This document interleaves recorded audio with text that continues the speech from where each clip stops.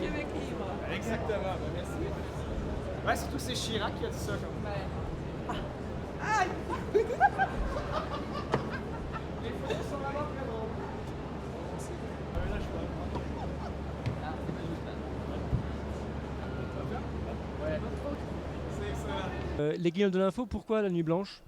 Parce qu'on nous l'a proposé et que j'ai trouvé l'idée surprenante. Et puis après, je me suis dit, tiens, c'est peut-être une bonne occasion de sortir de la télévision, de sortir de la lucarne et de rencontrer directement le public. Et puis après, Laurent Lebon, le directeur artistique de la Nuit Blanche, je lui ai dit, d'accord, mais il me faut un lieu, moi. Et un mois plus tard, il m'a rappelé, il m'a parlé du Palais de Tokyo et j'ai dit oui tout de suite. Et l'accueil du public ce soir, comment ça se passe? Bah, incroyablement bien. Mais ça j'étais à peu près sûr que ça se passerait bien. Mais ce qui me touche beaucoup, c'est de voir que tout le monde a le sourire ici.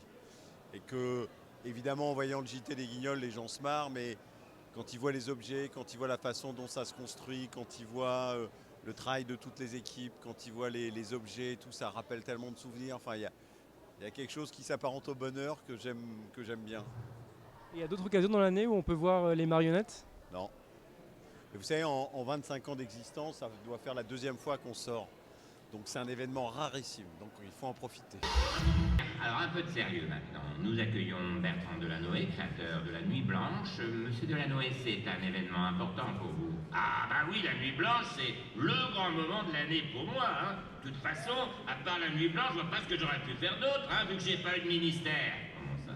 Bah Bertrand, il a pas le niveau pour être ministre. Par contre, quand on veut sortir le soir, on est bien content de le trouver, le Bertrand.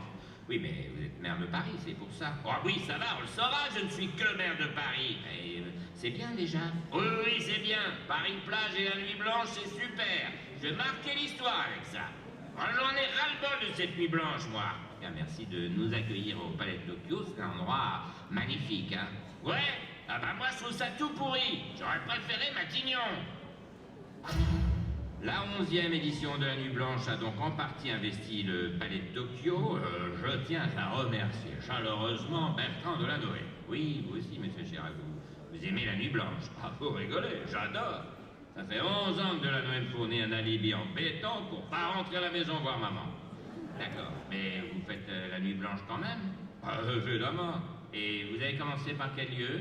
La Romerie, à Saint-Germain-des-Prés. Ouais, c'est un bar, ça. Non, non, non, c'est un musée. J'ai commencé par m'enfiler un rhum de 1896.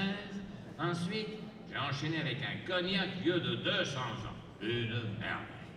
Bon, allez, j'y vais là, parce que moi, je suis parti jusqu'à 6 h du matin. Hein? Eh oui, c'est ça la force de la Nuit Blanche, c'est que chacun peut y trouver ce qu'il veut. Voilà, vous savez désormais tout sur cette 11e édition de la Nuit Blanche, en souhaitant que vous en profitiez au maximum. Bonne soirée à tous et à l'année prochaine. Allez, à ciao, bonsoir.